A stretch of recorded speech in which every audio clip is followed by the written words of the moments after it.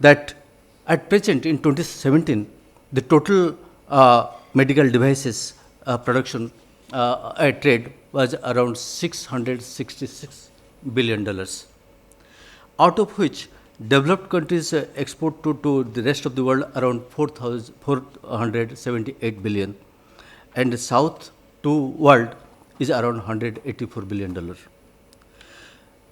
Now, South-South trade grew from $5 billion in 2002 to $54 billion in 2017. It has grown 11 times within a span of 15 years within the South. Coming to southern export to developed countries, it is from $25 billion in 2002, it has gone up to $129 from south to developed countries. It increased by more than 5 times. So similarly, you can see that very strong growth within the south.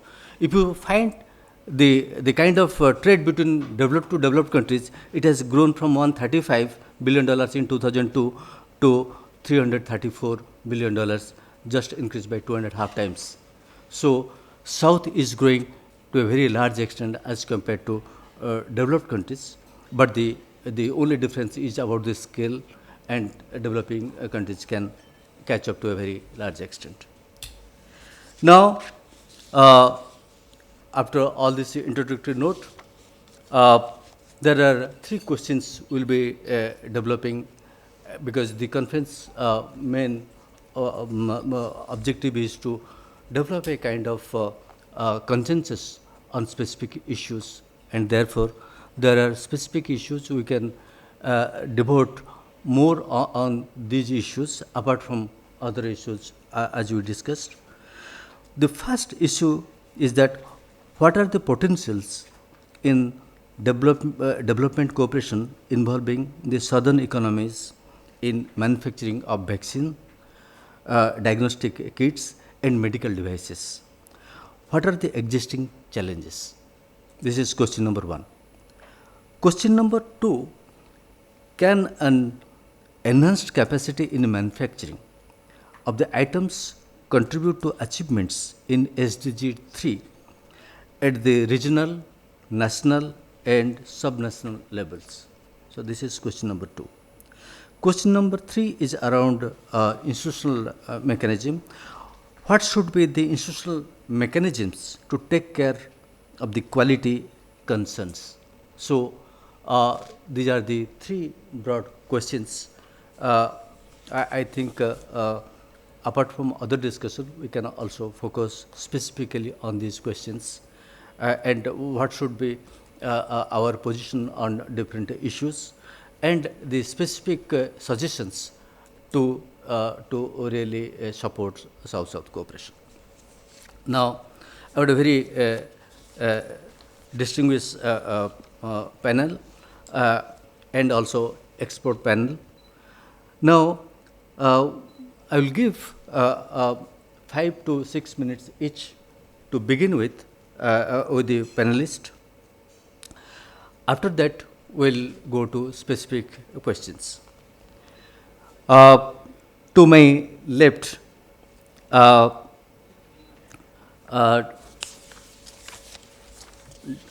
Dr. Hatla, who worked extensively in this area, and she is now associated with the University of Toronto for a quite a long time. She is also a director of another outfit that she is running at this point of time. Dr. André Souza from Brazil. He is a senior research fellow, Institute of Applied Economic Research, Brasilia.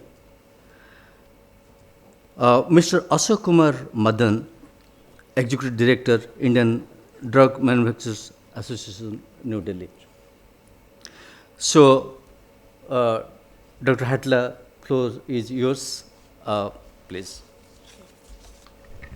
Thank you very much. I just want to start by thanking Sachin and the other organizers for inviting me here. I'm very happy to take part in the Delhi process. Even though I'm born almost 65 degrees north, and I've spent most of my life in Canada, most of the last decades in Canada, I'm fascinated by South-South cooperation, and I'm a great believer in its potential in many ways.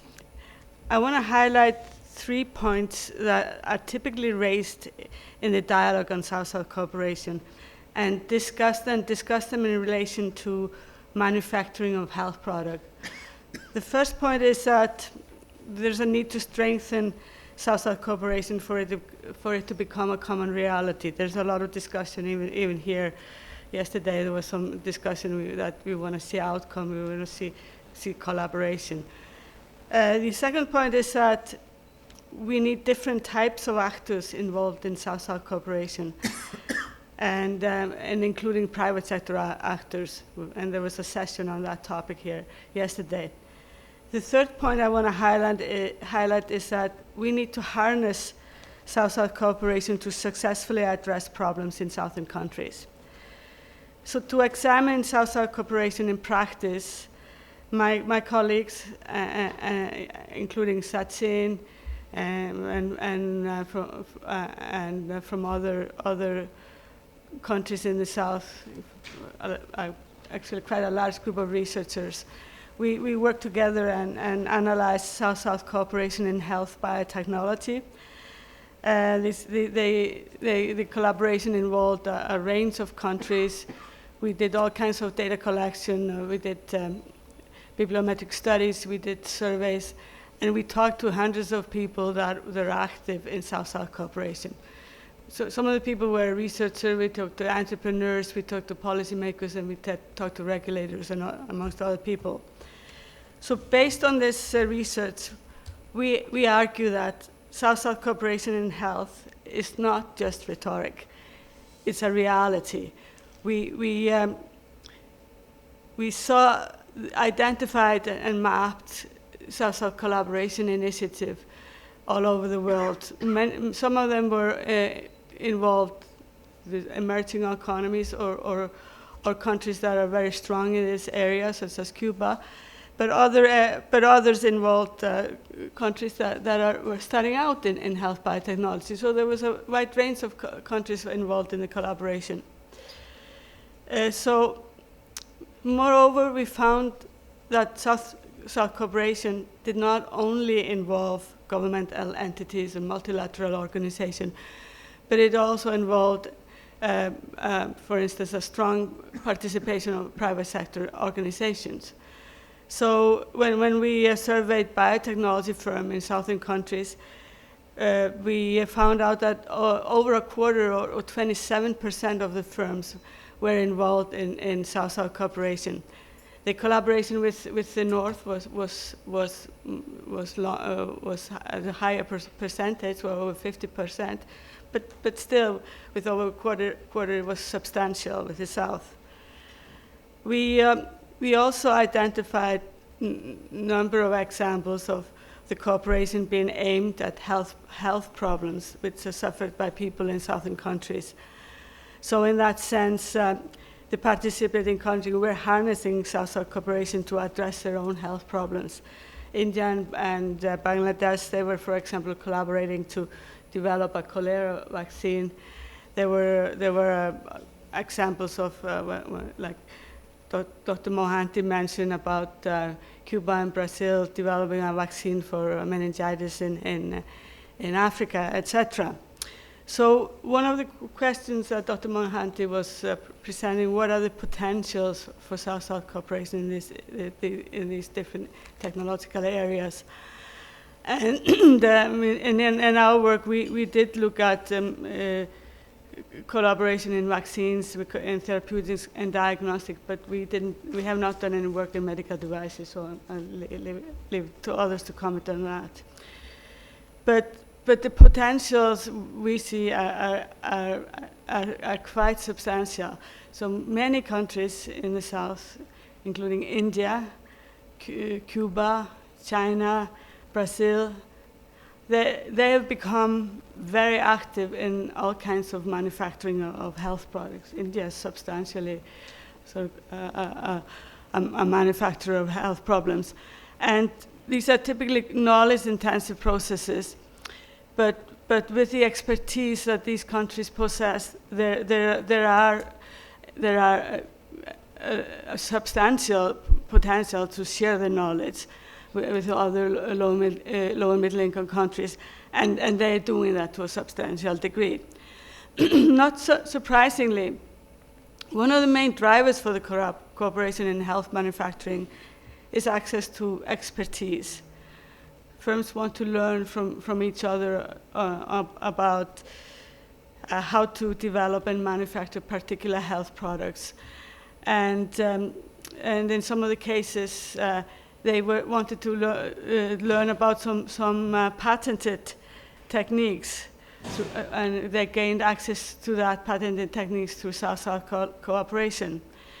One of the things that I found particularly interesting was that it wasn't always highly technical knowledge that the firms wanted to learn from each other, but they all... Thank you, Professor Mohanty. Many thanks to the organizers for the invitation to participate in this important conference. I'm very happy to be back here in the Delhi process. I will tackle the questions posed by the panel from the perspective of the global governance of health. And particularly, I will look at question 1 that has to do with the challenges to manufacturing in health, and question 3, which has to do with institutional mechanisms for ensuring quality of medical products. What we have seen in recent times is the proliferation of institutions of global governance in health that set norms, standards, or guidelines for the production of health-related products. And these institutions and the norms that they set have a very important impact on the manufacturing of health-related goods, because firms and countries need to comply with these norms if they want to have access to the biggest markets for these goods. So they impact not just health policies and public health in southern countries, but also the prospects that they have for being successful commercially in the global economy. And these institutions, they combine to varying extents governmental and private forms of governance. And they vary to a great extent in this mixture. We have several examples. One of them, and perhaps the most prominent, would be the Global Fund to fight malaria, tuberculosis, and HIV/AIDS. Actually, that is the institution that mobilizes the largest number of resources. We have the International Council for Harmonization, which sets standards for the production of drugs worldwide. We have the Global Alliance on Vaccines and Immunization, the Gavi, and others as well, some of which actually relate to the production of food and agricultural products, but I would argue that also has a very important impact on health and should be treated as such. Now, these new institutions, they take what we call modern forms of global governance in the sense that they involve many stakeholders, not just the governments of high-income developed countries, but also non-state actors, and for our purposes, most importantly, they also try to include developing countries, and particularly emerging countries. But the influence of these countries in these institutions is still restricted, even if they gain membership and they're able to participate in some way. Participation is not necessarily equal to influence. And what we see when we look at these institutions is that most of the influence in setting the new standards or norms for production of drugs, vaccines, and other health-related goods are still coming from the North. And that is a problem. And here is where I think South-South cooperation can play a very important role. And I hope to point to how that can be done in the next few minutes. Again, having a seat at the table in these institutions is not enough. There needs to be conditions for effective participation and influence of developing countries, which, as I mentioned, thus far has not been the case, for two main reasons. The first one is that these countries, they lack financial resources. Effective participation in many of these institutions require resources. To take up prominent positions, for instance, as the heads of committees in the Codex Alimentarius, or to even invest in research, which is expensive, without which these countries cannot participate effectively in what the previous presentation has called attention to. These issues of health become increasingly technical, and the issues of health governance are also increasingly technical. And so the need also for resources related to scientific knowledge is crucial here. Without it, countries cannot participate effectively in negotiations, even if, again, they are given a seat at the table. So let me exemplify what I'm talking about here. The International Council for Harmonization, the ICH, is a case in point. It sets standards for drug manufacturing, and it seeks to ensure, in particular, the safety, the quality, and the efficacy of drugs. Countries that don't comply with these standards, again, they lack access to the biggest markets, particularly of the founding members of the institution, which are Japan, the United States, and Europe. And the ICH has been, for a long time, criticized by emerging countries as an institution that provides an instrument for protectionism in the pharmaceutical market of these founding member countries, rather than seeking to ensure the quality of drugs as its main objective. Now, developing countries, they never really wanted to discuss the standards for drug manufacturing within the ICH. They always preferred to have this discussion within the ambit of the World Health Organization. But the World Health Organization is an older organization, more bureaucratized, and it has also been dominated to a large extent by foundations, and particularly the Gates Foundation and others. And it has also become very difficult to set standards there. So the ICH, in effect, became the most important standard-setting institution for drugs worldwide. And it also saw the importance of integrating developing countries. For a long time, they were just absent from the institution. But they saw that not just the markets of these countries were significant in size, but also that their production capabilities was increasing to a significant extent, and particularly of India, which, as you know, has become the pharmacy of the world. So these developing countries have gained membership. Brazil, my own country, is now a member of the ICH. And as a member, they have the capability to influence the adoption of norms regarding the manufacturing of drugs, and they also, importantly, have the capacity to block those norms that they find unnecessary for several reasons, and that they feel, again, are simply measures for the protection of markets.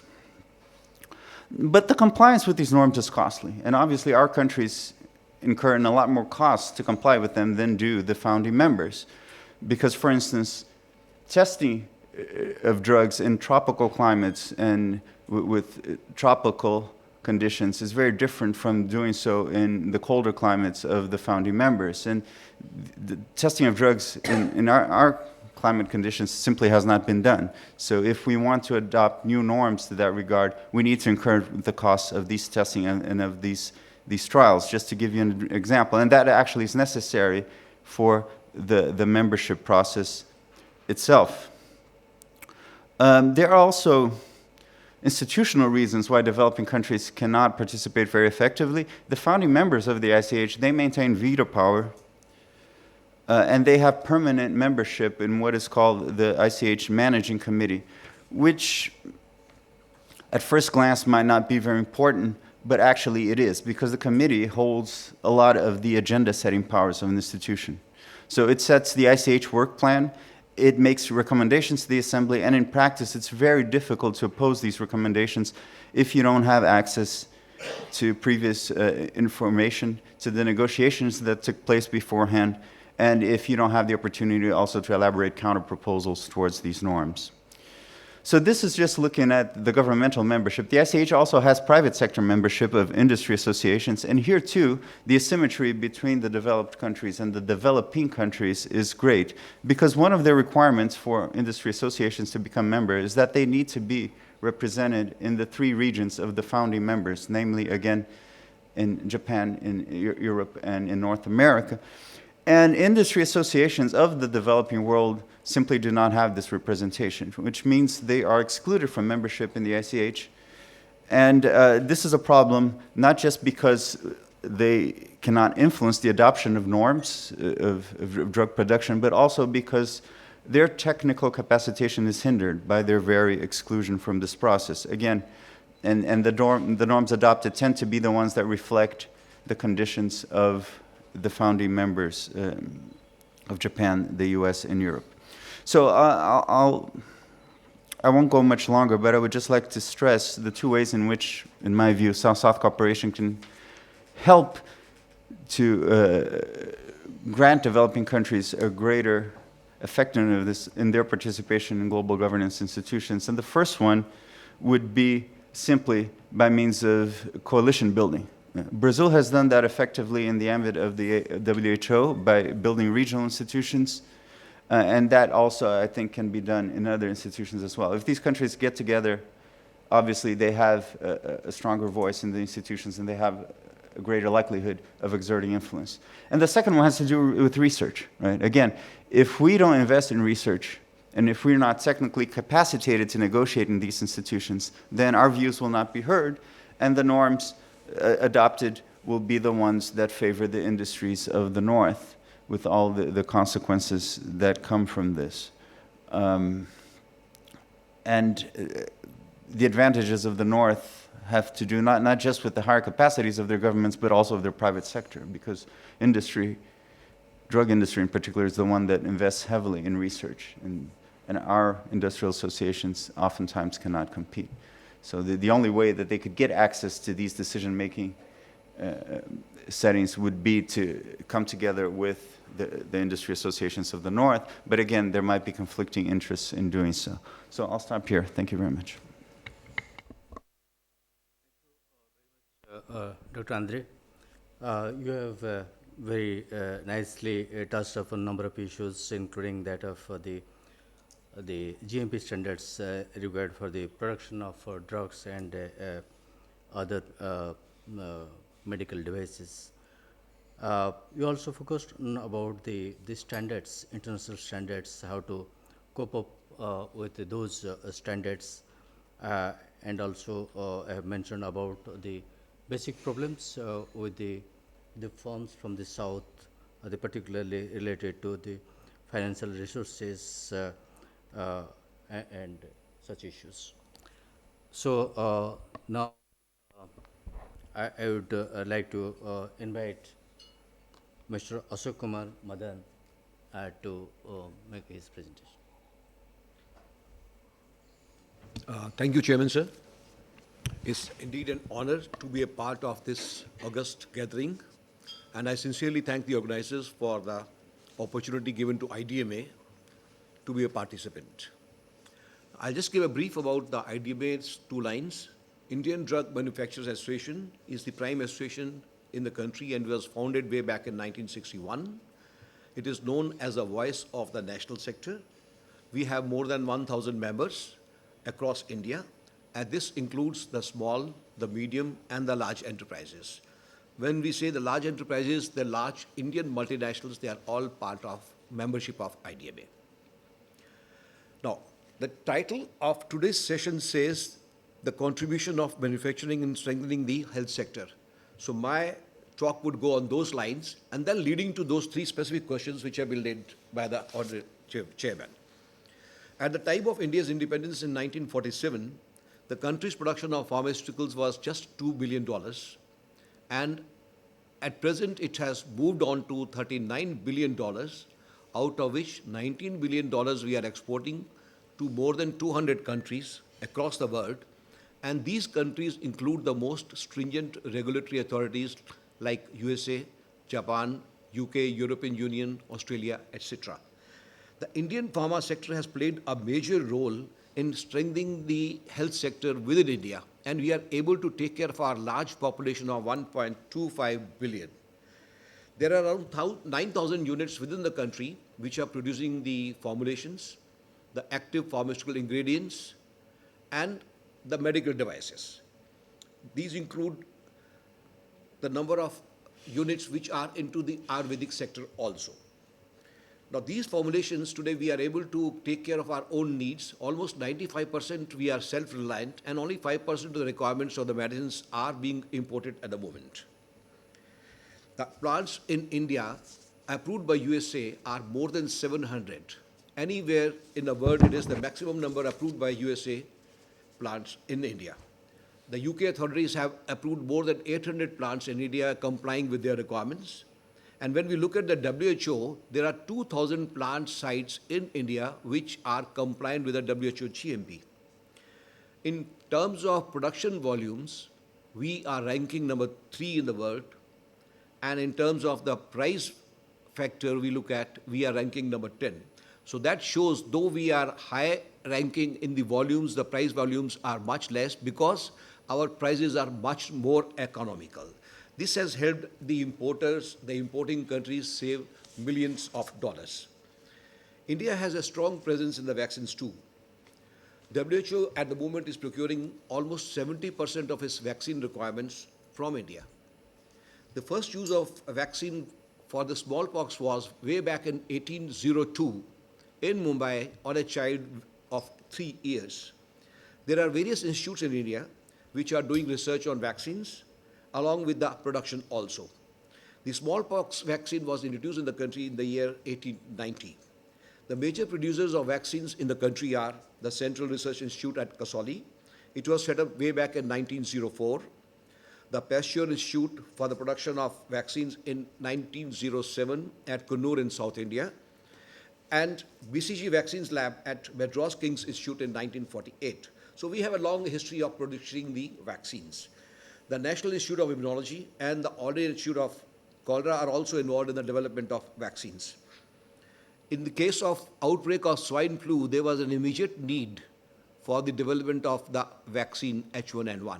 And at that time, 3 Indian manufacturers did the job in a remarkable short time, and those were the Serum Institute of India, the Panacea, and the Bharat Biotech. India was declared free from smallpox way back in 1977 and polio-free in March 2014. These are the 2 hallmarks of Indian healthcare with strong manufacturing base, and that shows how the strong manufacturing base can help in the healthcare sector.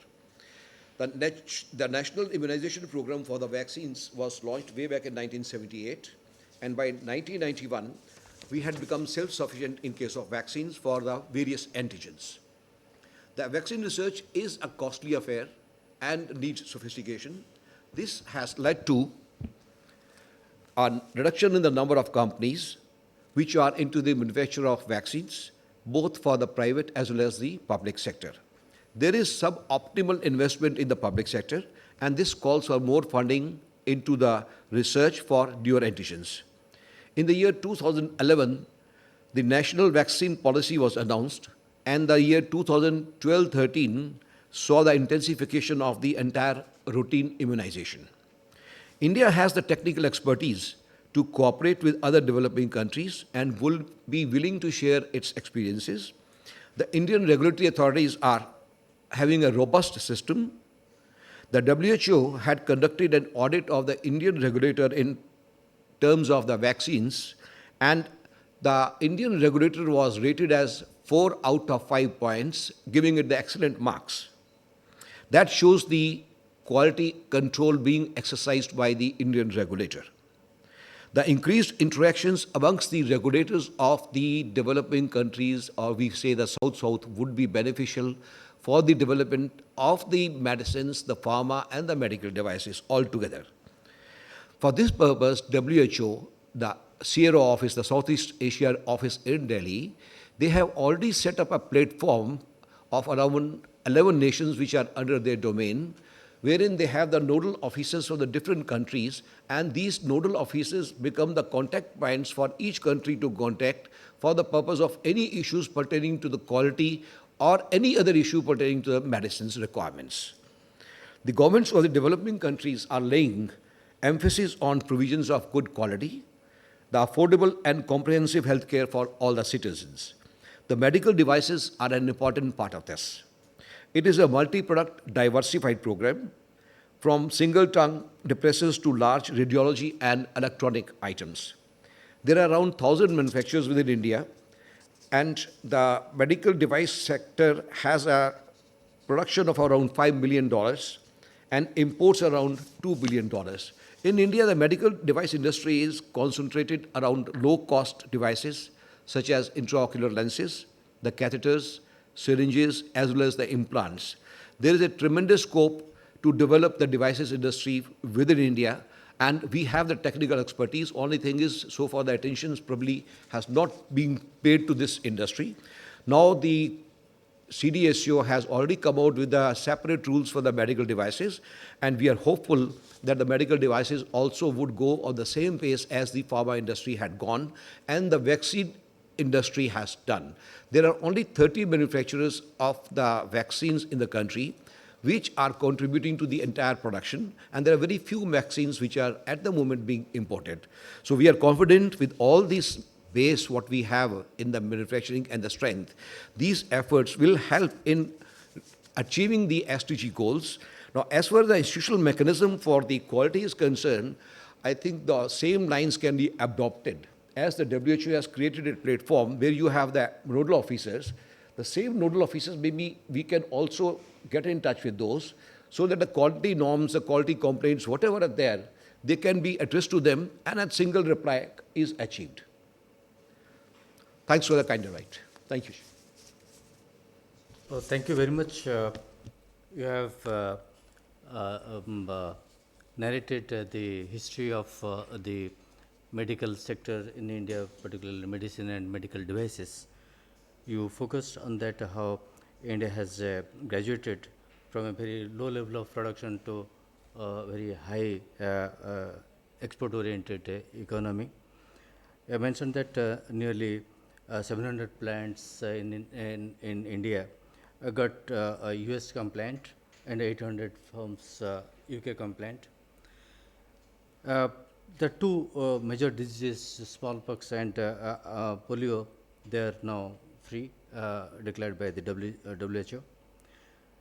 In medical devices also, India has made substantial growth over the period of time. Now, I would like to invite Dr. T.C. James to have his presentation. Thank you, Professor Mohanty, for giving me this opportunity. Well, we have been posed 3 questions, and for the second one, my answer is a straight and clear yes. Whatever is there, it is definitely going to help in the achievement of health for all in all the countries, not only in the developing countries, not only in South, but in all the countries. Having said that, let me focus a little more on the first and third questions. That's about manufacturing and quality control mechanisms. And in this, I'll be particularly stressing 3 aspects: research and development and innovation, the importance and how to move about it. Second, affordability. That's the one which is at the crux of access to medicine issues and other areas. And third, of course, is quality. Now, well, to give a straight answer to the first question, well, the answer is everyone knows. There is excellent potential in development cooperation among the South, in the manufacturing sector, in health sector. But essentially, I'm talking about on the basis of the experience which we had Professor Mohanty mentioned, Andre mentioned, Hala also mentioned about the cooperation between India, Brazil and Cuba, India and South Africa and Malawi, India and Brazil, and so many other things. I have also been looking into some of the ways the Indian industry has been entering in the other markets through joint ventures, subsidiaries, and particularly in Africa, the case of CIPLA, etc., is one such thing. Therefore, there is a great this thing. And it has to be mostly, given the current economy, it has to be mostly private industry driven.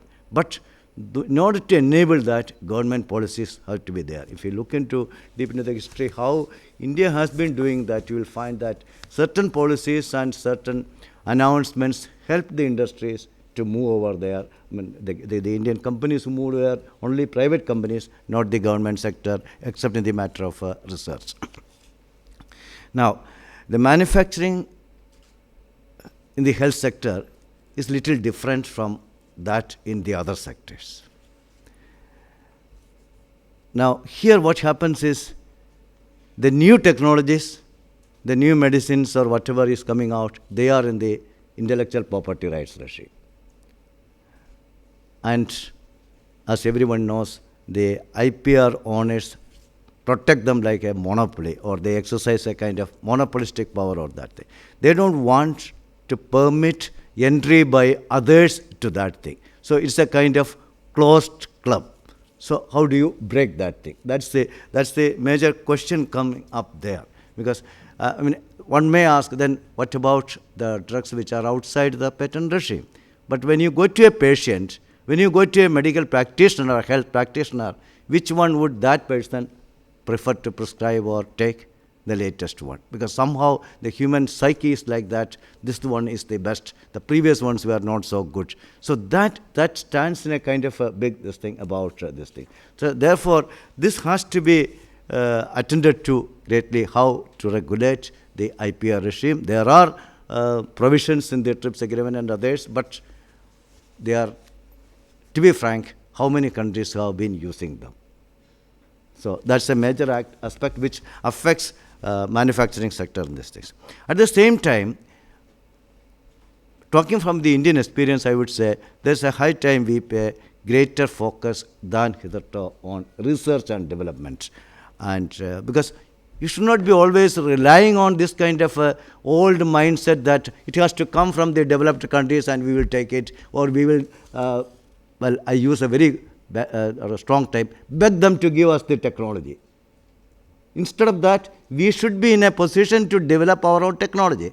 Andre mentioned about the constraint of resources. Yes, constraint of resources are there, but how to use the resources, how to use the available resources in the most economical way. That is what we should be. And that is where South-South cooperation comes into the picture. Why do 147 or 80 countries go on dissipating their energies? Why not converge into this thing, make use of these things, and have common research facilities? Why don't you identify, okay, this disease, this institute will do. I don't say that it should be in one place. It should be distributed over these things. So if that kind of a conservation takes place, then it will not be bad. You have heard some figures where the developing countries are exporting to developed countries, this thing, which Professor Mohanty mentioned. Yes, but it can be made more effective. We can make use of these resources in a more effective way if we look into this aspect of bringing together all our resources into one place for each disease. Identify a disease for a particular disease. Set up laboratories in different parts of the world. It's not that in one place only is this thing. And then, coming to the second issue of affordability, I would say frugality. Frugality of the innovations. That is where the multinationals are, strictly speaking, not very much interested in that aspect. Their thing is a kind of more flashy and all that. Why don't we stress on frugal innovations? Innovations that can be, that is affordable to the people of these countries. So, and therefore, because access comes, otherwise, just now you have heard about medicine costing $2.125 million for treatment. I'm talking about Solgasma case, which last month or month before last, it was this thing. How many in the world can afford it? This thing. Of course, and that too, why I'm mentioning here is not because of the price factor. The basic research was funded from the public funds and also by charity donations, and how it got into the hands of a private company. This, the South has to be careful about this not happening to the kind of research and the innovation they come out with it, whether it's a frugal or a standard, whatever be it, this thing. Third, in order to enable this thing, I would say that the governments and companies, rather this more of a wish, because in the South should have consistent and long-term policies and strategies to support manufacturing and research. Because when we go through the political and economic histories of the countries of the South, one finds that policies often get changed too fast. And that doesn't give the kind of assurance which companies, individuals want, that, okay, I undertake this research, I can come out with these things. Even government institutions, the change in the policies affect the research in government institutions. I'm not talking about particular country, but many countries in the South, this has been happening. So this is where the political leadership will have to be there. Then only, the diseases like tuberculosis, leprosy, or even the tropical diseases can be really handled. And then, in the area of innovation, again, one more point I would like to say. The South should be open to fresh ideas. We have been, yes, I mentioned about intellectual property rights, but we have been too much be on the apron string of intellectual property rights. Why not have open source drug discovery, which India experimented and a couple of other countries are now doing it. Thousands of people from all over the world participated in that without any, intention of lucrative benefits, financial benefits. So that kind of these things, or even kind of alternative systems to IPR and other things are coming. Then coming to the area of quality, there are two things coming into this thing. One, of course, is the regulations.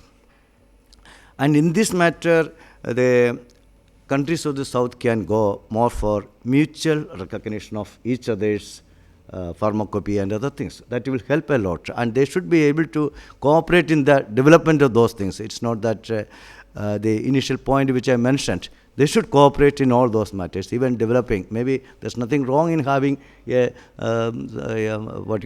under SSC banner, a pharmacopoeia for these countries, because quite a large number of the countries have the pathology and symptoms and signs are same, these things.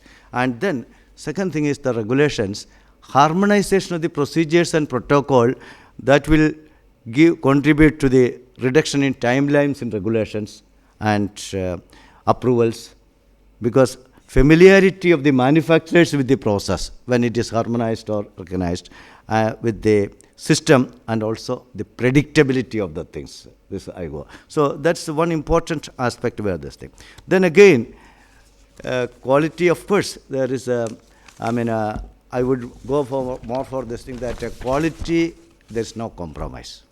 Human life, whether it is a black or a white or yellow, it is the same. It is of the same value. We cannot put external values of this thing. So, for which what we need is a kind of adequate quality laboratories, which are not there in many of these things, and adequate number of qualified personnel. These are all areas there can be cooperation. Smaller countries should be able to use the facilities without extra payment, extra cost in the larger countries where they have. Or maybe, why not have a common laboratory or more than one common laboratories, something which the countries of the South can think of, because quality is a non-negotiable issue. Maybe the South Institute, with participation by the countries, can be set up with adequate laboratory facilities for testing drugs, vaccines, and equipments for quality certification.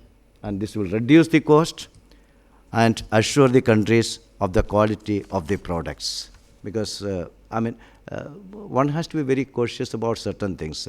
A kind of, any kind of fault happening in the south, it gets a lot enlarged, and the media circulation is too much for those things. Similar things happening with big companies. You'll have to do a thorough search to find out it is there in the media. Although records are there, quite a large number of, like this thing. So one has to be careful about these aspects. So with this, let me stop. Thank you.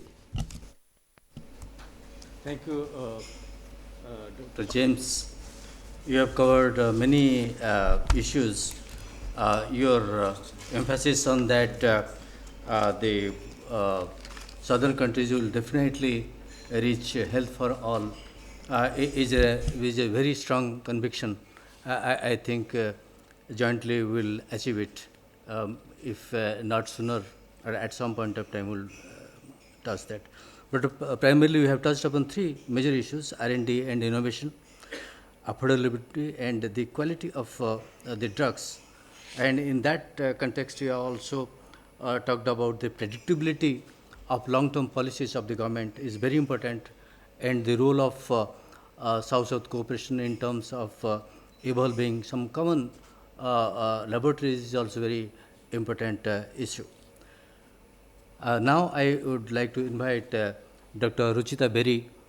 She worked extensively on issues related to Africa. I think in the experience of African context, you please make a presentation. Thank you. Thank you, Chair. Good morning to everyone. So we are discussing South-South cooperation, triangular cooperation in this conference since yesterday, and the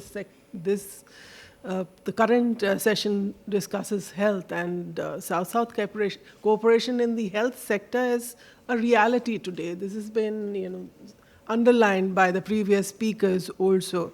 And India is one of the leading advocates of this policy, along with the other countries in South. Representatives of some of them, like Brazil, are sitting on my left, and Cuba on my right. Apart from these two countries, China, South Africa have also been leading in terms of South-South cooperation in the health sector. One of the greatest examples of India's involvement in South-South cooperation in the health sector is that with the African countries. So in my presentation today, I would briefly give you an overview of India's collaboration with Africa in the health sector. Now, you're all aware that India and Africa have similar disease profile, such as the high incidence of several infectious diseases such as malaria, tuberculosis, HIV, besides the maternal and child health issues. Further, they also share, environmental factors such as indoor and outdoor air pollution plus climate change and all those issues. So that makes it really interesting and important that India and Africa have come together to collaborate in the area of healthcare.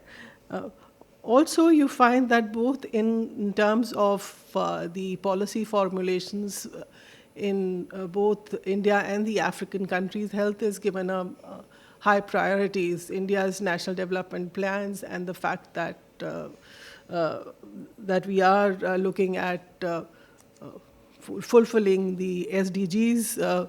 Health is an important issue. And similarly, in case of Africa, the Africa Agenda 2063 calls for health for all, like that in India.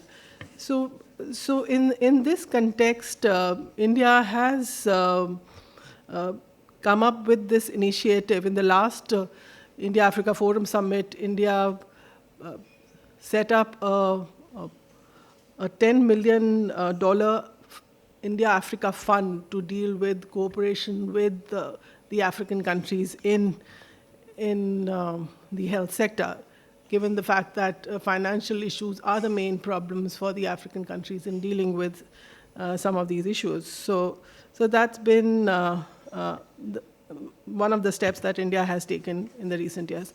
But I think largely I would say that there are two areas in which India has been involved in the health sector in Africa. First, in terms of providing human resources for health, and India has over the years followed this policy of training medical personnel and also sending health teams and paramedics to several of the African countries, and also several Indian doctors have worked in Africa in private capacity too. For example, I can give you a case of an Indian doctor. Her name is Dr. Uma Sen. She spent her entire career in Ghana, and then she was awarded by the highest order by the Ghanaian government, and the Ghanaian president conferred the member of the Order of Volta to her for her service in the health sector in Ghana. So broadly speaking, the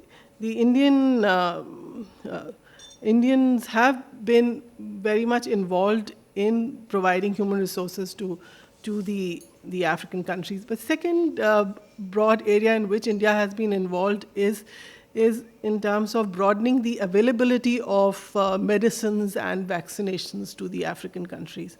India has provided key support in South-South collaboration to expand the availability of affordable drugs, vaccinations, and also diagnostics. And Indian manufacturers currently provide about 80% of all donor-funded HIV therapies in developing countries. This is a well-known fact. And the role of the affordable Indian agencies, generics, in combating HIV in African continents is also well recognized. So this is not only limited to the dealing with HIV, but also in the context of other diseases such as TB, malaria, and the other infectious diseases which I had mentioned earlier. So India accounts for about 18% of total pharmaceutical imports in Africa in recent years. But the point I would like to emphasize is that India is not only involved in supplying these drugs and pharmaceuticals to the African countries. It's also involved in capacity building in African countries. Several Indian companies such as Cipla and others like Cadila Healthcare, Lupin Laboratories, or the JB Chemicals and Pharma have set up subsidiaries and joint ventures in collaboration with the African governments. So it's not just a trade that India is doing. It's involved in setting up joint ventures in manufacturing some of these important pharmaceuticals for the African countries. That has been the initiative.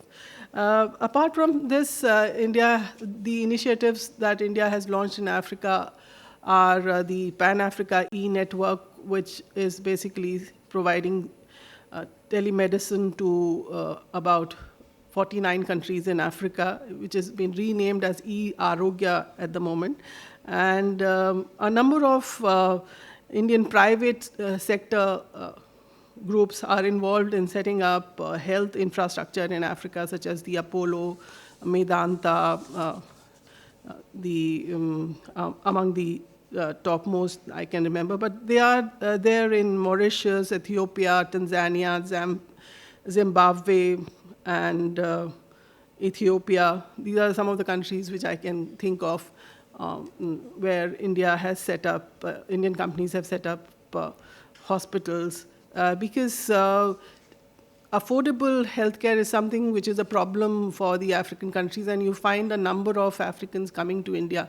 And this is the case which you are all aware of, that a number of Africans make visits to India at a great level, basically for medical tourism. So in order to help the development of healthcare facilities within the African countries to support their local capacities. These private sector companies are setting up their ventures in the African countries. But now finally, in terms of the vaccine production, as has been pointed out by Mr. Madan, that India is one of the significant contributors to generic vaccine production and manufacturing, and there are a number of manufacturers which are already involved in developing these vaccines. So, so there are all kinds of possibilities of cooperation between India and Africa in this field.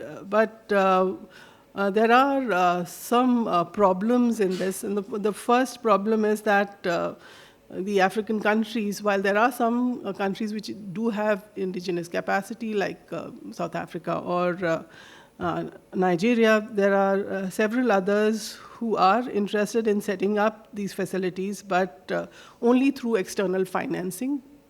And they are willing to support the southern countries through providing land for the initiative and tax incentives and infrastructure support. But the capacities of production vary from region to region and country to country in African countries, and therefore it is at times problematic for the external partners to carry out their vision of supporting the African countries. Now, earlier this year, India signed an MOU with the African Union, which calls for greater collaboration in manufacturing and capacity building in African countries, among other things. And this support is very much acknowledged by the African Union, and they said that they would like India to be involved in supporting the indigenous development of safe and affordable drugs and diagnostics. But I feel there are several pitfalls and challenges which await India and other southern countries while they are engaging the African countries in developing the manufacturing facilities or in developing the local manufacturing capacities. First is the poor coordination nationally and regionally. Second, there is inadequate political commitment in some of the countries. And third, I've mentioned already the lack of financial capabilities within these countries. Third, there is a language barrier and which exists in some of these countries, which creates a hurdle for easy application of this partnership. So for effective and systematic use of South-South cooperation mechanisms in terms of cooperation between India and the African countries, it is really important that